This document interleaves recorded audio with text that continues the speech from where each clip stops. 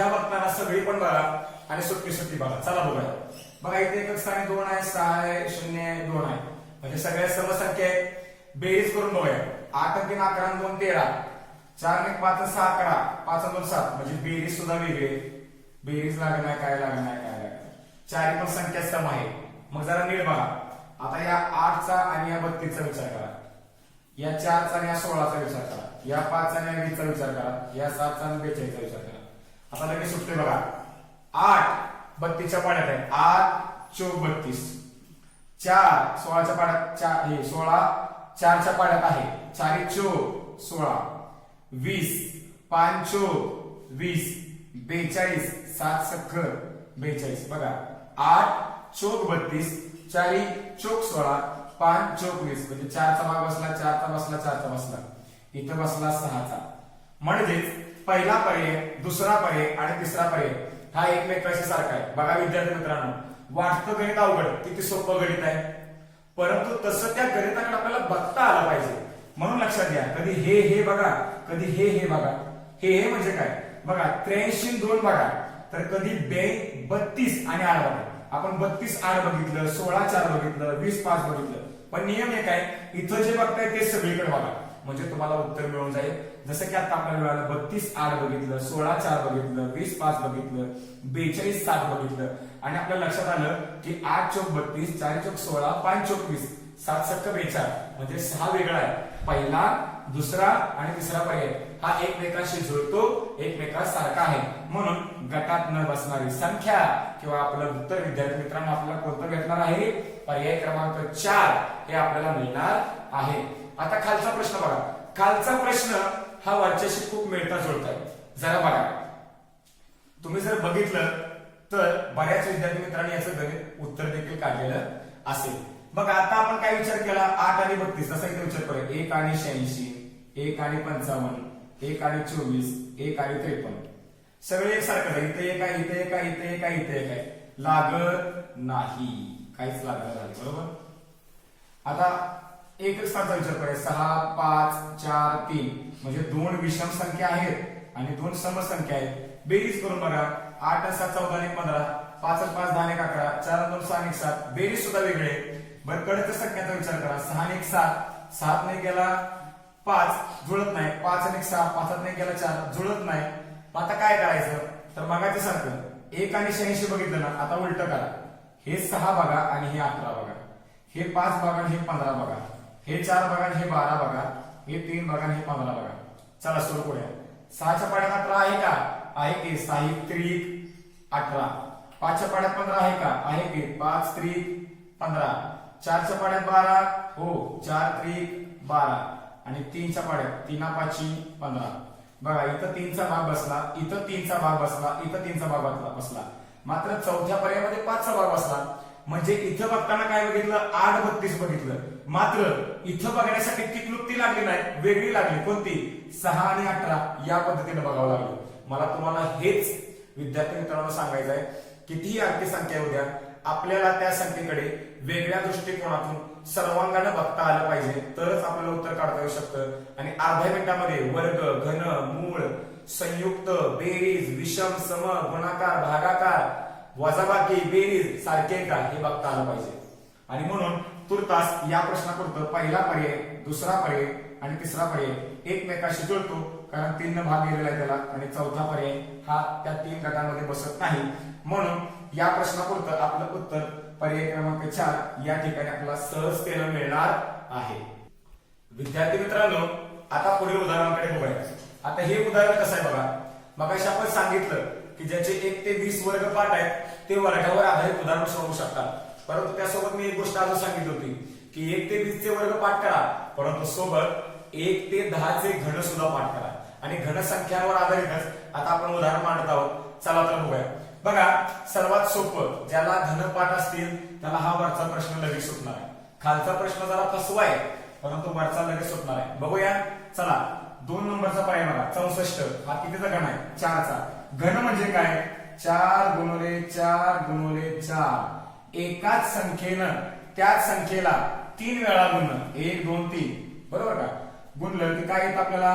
64 हे मिळेल, बरोबर का? 4 4 4, असं गुणलं की आपल्याला 64 मिळतं. म्हणजे 4चा घन किती? 3 वेळा अंक आहे बघा, का 3 वेळा 1 2 3 गुणाकार स्वरूपात 3 वेळा अंक घेतले की जे उत्तर मिळतं ती संख्या म्हणजे घनसंख्या असते. जसं की 4 चौक 16 16 चौक 64 64 घनसंख्या. 27 बघा 3 गुणुले 3 गुणुले 3 3 त्रिक 9 9 त्रिक 27 बरोबर का? 4 गुणिले 4 गुणिले 4 मानतो 64. आता बघा 5 खालचं बघायचं 5 गुणिले 5 गुणिले 5 करा 5 5 25 25 5 सव्वाशे पाठ पाहिजे तर आपल्याला उत्तर सोडवता येणार बघा. म्हणजे पहिलं 64 आले, दुसरं 27 आले, तिसरं 125 आले. कसं? एकच संख्या 3 मध्ये गुणाकार स्वरूपात मांडलं म्हणजे 64 27 आणि 125 64 27 आणि 125 या कसल्या संख्या झाल्या? घनसंख्या. मात्र 10 ही घनसंख्या नाही. म्हणून वरच्या प्रश्नासाठी गटात न बसणारी संख्या किंवा उत्तर आपल्याला 10 मिळणार आहे. पण कधी? जेव्हा तुमचे घनपाठ असतील तेव्हा. म्हणून विद्यार्थी मित्रांनो 1 ते 10 चे घनपाठ करून ठेवा. चला पुढे जाऊया. आता पुढचा बघा. पहिला पर्याय 25, दुसरा 64, तिसरा 49, चौथा 16. अहो सर चारही पण पर्याय बघा ना, चारही पण पर्यायामध्ये सर वर्ग संख्या आलेली आहे. बर आम्ही असा दुसरा विचार केला. विद्यार्थी मित्रांनो तुम्ही काय विचार करणार की सम विषम बघूया. इथं विषम आहे, इथं विषम आहे, परंतु इथं सम आहे, इथं सम आहे. म्हणजे वर्ग संख्या आहे ते पण 2 समसंख्या आल्या आणि 2 विषम संख्या आल्या. मग सर आम्ही याचं उत्तर तरी कसं काढायचं? चारही पण वर्ग संख्या आहेत, सर आम्ही याचं उत्तर कसं काढायचं? तर जरा बारकाईने बघूया. हा 5वा प्रश्न आहे. हा प्रश्न सर्वांनी शिकून घ्या. या प्रश्नाचं उत्तर काय आहे ते आपण बघूया. जरा नीट बघा. 25 कशाचा वर्ग आहे? 5चा वर्ग आहे बरोबर. 49 कशाचा वर्ग आहे? 7चा वर्ग आहे. आणि 16 कशाचा वर्ग आहे? 4चा वर्ग आहे. मग सर 64 पण आहे की 8चा वर्ग आहे? परंतु 64 ची 2 वैशिष्ट्ये आहेत विद्यार्थी मित्रांनो. काय? तर 8चा वर्ग आहे हा 8चा वर्ग आणि 64 अजून काय आहे? 4चा घन आहे. आताच आपण बघितलं बघा. म्हणजे 64 मध्ये 2 वैशिष्ट्य लपले. हा 8चा वर्ग सुद्धा आहे 64 8 8 64, परंतु हा 4चा घन सुद्धा आहे 4 चौक 16 16 चौक 64. परंतु पहिला, तिसरा आणि चौथा हे फक्त वर्ग संख्याच आहे. मात्र 64 ही वर्ग पण आहे आणि घन पण आहे. म्हणजे असे फसवे प्रश्न येतात, आपल्याला त्याचं उत्तर काढता आलं पाहिजे. म्हणून या प्रश्नापुरतं गटात न बसणारा पर्याय क्रमांक 2 म्हणजे आपलं उत्तर आपल्याला पर्याय क्रमांक 2 मिळतंय. परंतु लक्षात घ्या विद्यार्थी मित्रांनो, संख्या बघताना काळजीपूर्वक बघा, जेणेकरून चारही पर्याय बघितले तर तुम्हाला त्याचं उत्तर काढता येईल तुर्तास. या प्रश्नापुरतं पहिला, तिसरा आणि चौथा या संख्या वर्ग संख्या आहे, तर दुसरा ही वर्ग संख्या पण आहे आणि घन संख्या पण आहे.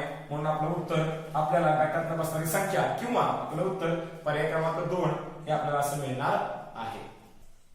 आता हे उदाहरण बघूया. बघा 3 अंकी संख्या. चला संख्याचा विचार वेगळा अर्थाने करूया. बघा इथं 0, इथं 3 आहे, इथं 9 आहे, इथं 2 आहे. बघा 2 सम 2 विषम, सम विषम लागत नाही. बेरीज करून बघा 5 आणि 9 7 8 आणि 9 10 3 13 4 आणि 5 5 आणि 9 14. बेरीज सुद्धा लागत नाही. कळत्या संख्यांचं बघा 5 आणि 0 5 8 आणि 3 11 काहीच नाही. 5 आणि 0 गेले 5 मध्ये नाही, आता 3 गेले 5 मध्ये नाही. म्हणजे बेरीज वजाबाकी काहीही जुळत नाही, एका पाड्या सुद्धा मिळत नाही. आपली नेहमीची पद्धत काय? या 5 चा आणि 20 चा वेगळा विचार करूया, या 8 चा आणि 23 चा विचार वेगळा करूया, या 4 चा आणि 19 चा वेगळा विचार करूया, या 4 चा आणि या 19 चा वेगळा विचार करूया, या 7 चा आणि या 22 चा वेगळा विचार करूया. आता सर सगळा विचार केला आम्ही, परंतु तरी पण आम्हाला उत्तर सापडणार झाले. मग काय करायचं बघा, थोडीशी संख्या मी बदलली. बघूया चला. आता काहीच उत्तर मिळालं. मग काय करूया? 5 आणि 20 चा विचार केला, 8 आणि 25 चा विचार केला, 4 आणि 19 चा विचार केला, 7 आणि 22 चा विचार केला. आता नीट बघा, 5 चोक 20, 8 चोक 32 यायला पाहिजे, 4 चोक 16 यायला पाहिजे. हे पण येत नाही. अहो सर आता हे पण जुळलं नाही, आता काय करायचं? गुणाकार जुळलं नाही, पाढा जुळलं नाही. आता नुसता गुणाकार नाही करत बसायचं, जरा अंदाज लावा. 5 मध्ये किती मिक्स केलं 20 येईल? 15 बरोबर का? 5 8 मध्ये किती मिक्स केलं 25 येईल? तर 17 17 आणि 8 25. 4 मध्ये किती मिक्स केलं 19 येईल? तर 15. हे काय? 15 आणि 5 20, 15 आणि 4 19. 7 मध्ये किती टाकलं 22 मिळतील? तर 15 15 7 22. म्हणजे इथं 15 आहे, इथं 15 आहे आणि इथं 15 आहे. म्हणजेच आपल्याला पहिला पर्याय, तिसरा पर्याय, पहिला पर्याय, तिसरा पर्याय आणि चौथा पर्याय एकसारखा मिळतो. मात्र दुसरा पर्याय गटाशी जुळत नाही. आपण इथं मगाशी गुणाकार केलता, बेरीज पण येऊ शकते, वजाबाकी पण येऊ शकते, भागाकार पण येऊ शकतो. लक्षात ठेवा. यानुसार तुर्तास या प्रश्नापुरतं पहिला, तिसरा आणि चौथा पर्याय हा सारखा असून गटात न बसणारा किंवा आपलं उत्तर आपल्याला पर्याय क्रमांक 2 असं मिळणार आहे. आता बघूया पुढील उदाहरण. आता पुढील उदाहरणामध्ये 4 अंकी संख्या दिले. आता बघा वेगवेगळ्या दृष्टिकोनाने विचार करूया. बघा इथं समय, इथं समय, इथं विषम, इथं विषम, सम विषम जुळत नाही. बेरीज करा. 4 3 7 2 9 1 10, 5 4 9 3 12 3 15, 6 6 12, 2 3 5 2 7 2 9. बेरीज पण जुळत नाही. परंतु आपण बेरीज जुळत नाही म्हटली तर त्याला बेरीजेमध्ये काहीतरी वैशिष्ट्य आहे. बेरीज करताना पण आपल्याला शांततेने करायचे. बघा जरा बेरीज करूया. 4 3 7, 7 2 9, 9 1 10 बेरीज आले. 5 4 9 9 3 12 3 15 बेरीज आले. 6 6 12 बेरीज आले. 3 2 5 2 7 2 9 बेरीज आले. बेरीज करताना पण आपल्याला शांततेने करायचे. जी बेरीज मिळते त्या बेरीजेमध्ये पण काहीतरी वैशिष्ट्य लपलेले असतात. म्हणून बेरीज करा आणि बेरीज केल्यानंतर ती संख्या मांडून बघा त्या संख्येमध्ये काही वैशिष्ट्य मिळतंय का. आता संख्या जर बघितली आपण तर बघा यामध्ये आपल्याला आपण कसं जरी केलं तर आपल्याला संख्या मिळत नव्हती विशिष्ट. बघा 43 21 54 33 विचार केला तर व्यवस्थित उत्तर मिळत नव्हतं. आता बेरीज केल्यानंतर जी बेरीज करून संख्या आलेली आहे 10 15 12 आणि 9 यांच्याकडे बघा. ही 15 कोणाच्या तर पाड्यात आहे, हे 12 कोणाच्या तर पाड्यात आहे आणि हे 9 कोणाच्या तरी पाड्यात आहे. म्हणजे पर्याय क्रमांक 2, पर्याय क्रमांक 3 आणि पर्याय क्रमांक 4 या संख्या एकाच पाड्यात आहेत. कोणाच्या? 3 च्या पाड्यात आहे. उदाहरणार्थ 3 5 15, 3 चौक 12 आणि 3 त्रिक 9. म्हणजेच 3 संख्या पर्याय क्रमांक 2, पर्याय क्रमांक 3 आणि पर्याय क्रमांक 4 हे एकाच पाड्यात आहेत. कसं ठरवलं तर इथं आपण 3 ची कसोटी वापरली. ज्या संख्येतील अंकांच्या बेरजेला काय म्हटलंय, संख्येतील अंकाच्या बेरजेला 3 न भाग जातो त्या संपूर्ण संख्येला 3 न भाग जातो. म्हणजे या संख्येची बेरीज मिळाली 15, याला 3 न भाग जातोय ना, या संपूर्ण संख्येला पण 3 न भाग जाणार. याची बेरीज झाली 12, याला 3 न भाग जातोय ना, या संपूर्ण संख्येला पण 3 न भाग जाणार. याची बेरीज झाली 9, याला 3 न भाग जातोय ना, या संपूर्ण संख्येला सुद्धा 3 न भाग जाणार. म्हणजे संख्या मोठी आहे परंतु क्लुप्ती अतिशय सोपी. या दुसरा, तिसरा आणि चौथा पर्याय एकाच पाड्यातला आहे जो की 3 न भाग जाणार आहे. परंतु पहिला पर्याय हा 3 च्या पाड्यात येत नाही कारण 10 ही संख्या 3 च्या पाड्यात मिळत नाही. विद्यार्थी मित्रांनो लक्षात घ्या, आपल्याला प्रत्येक प्रश्न सोडवताना वेगवेगळ्या क्लुप्तीला सामोरं जावं लागणार आहे. बेरीज केल्यानंतर त्या बेरजेमध्ये सुद्धा काहीतरी वैशिष्ट्य लपलेले असतात. आता इथं बेरीज काय मिळाले, इथं बेरीज 3 च्या पाड्यातली मिळाली. कधी कधी बेरीज तुम्हाला अशी मिळेल, कशी बघा 25 मिळेल, 16 मिळेल, 49 मिळेल, अथवा 36 मिळेल, अथवा 9 मिळेल, अथवा 16 मिळेल, अथवा 49 मिळेल. अशा बेरजा मिळाल्या तर याचा अर्थ काय होतो तर या वर्ग संख्या आहे. म्हणजे बेरीज करून वर्ग संख्या मिळालेली आहे.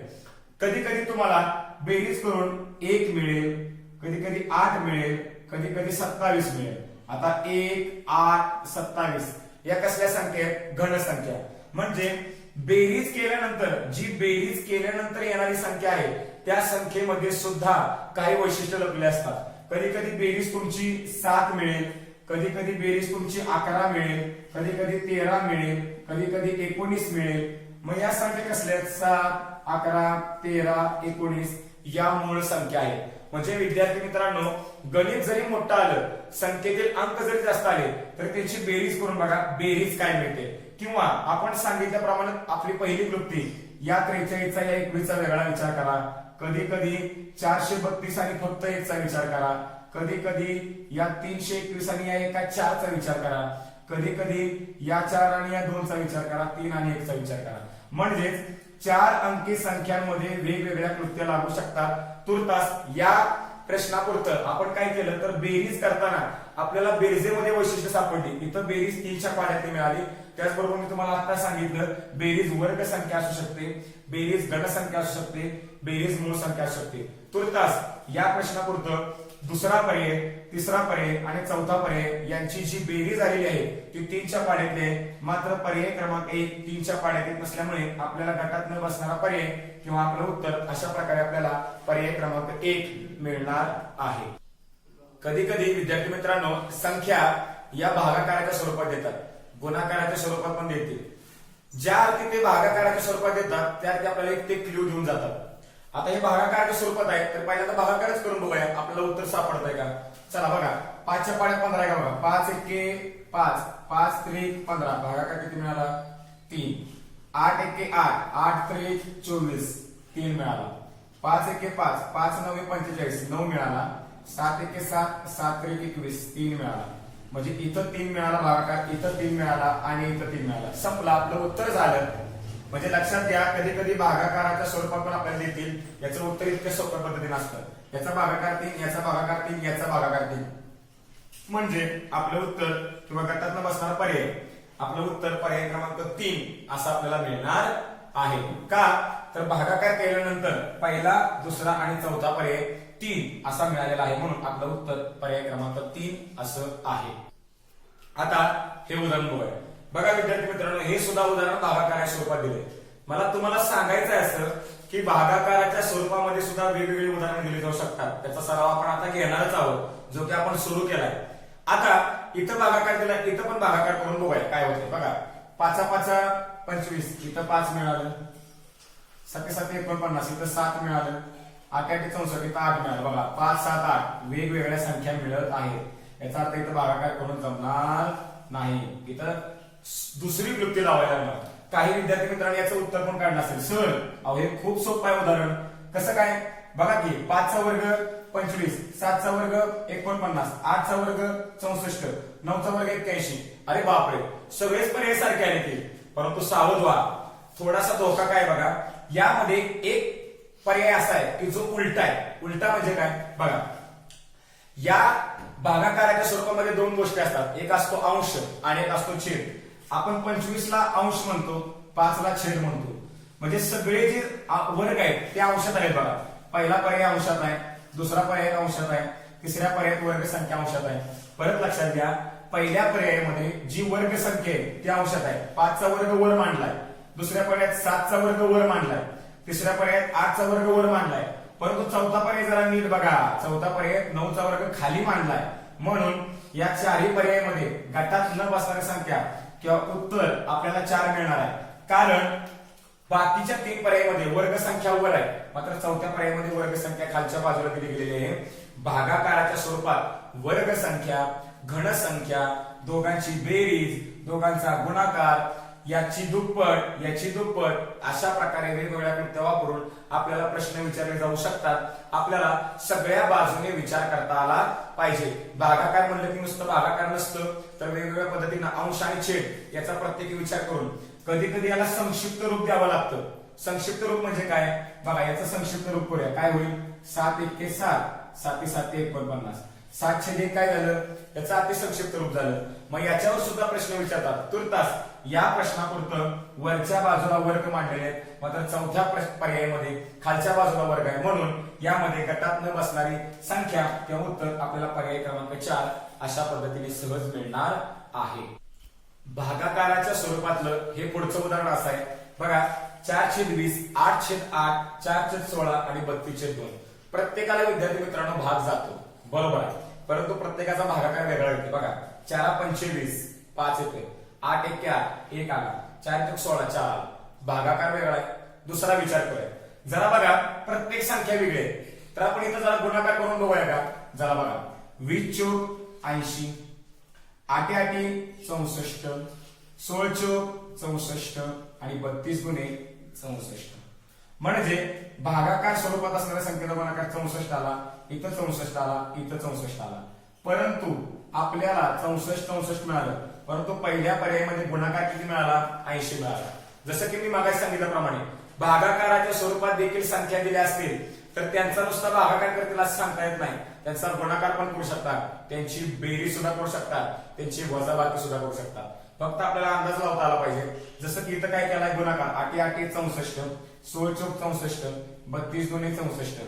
मात्र पहिल्या पर्यायामध्ये गुणाकार केल्यानंतर गुणाकार किती आला 2080 म्हणजेच गटात न बसणारी संख्या 420 आहे. गुणाकार गुणाकार गुणाकार इथं गुणाकार आलाय, परंतु कधी कधी भागाकार, कधी कधी वजाबाकी, कधी कधी बेरीज हे सुद्धा येऊ शकतं. कधी कधी याची दुप्पट वर मांडतील, कधी कधी याची निम्मी वर मांडतील. आपल्याला फक्त वेगवेगळ्या दृष्टिकोनातून विचार करता आला पाहिजे, जेणेकरून आपल्याला उत्तर काढता येईल तुर्तास.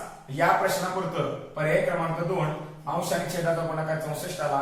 पर्याय क्रमांक 3 अंश आणि छेद याचा गुणाकार 64 आला. पर्याय क्रमांक 4 अंश आणि छेद याचा गुणाकार 64 आला. म्हणून पर्याय क्रमांक 2, पर्याय क्रमांक 3 आणि पर्याय क्रमांक 4 एक सारखे आहे व गटात न बसणारी संख्या किंवा आपलं उत्तर पर्याय क्रमांक 1 असं आपल्याला मिळणार आहे.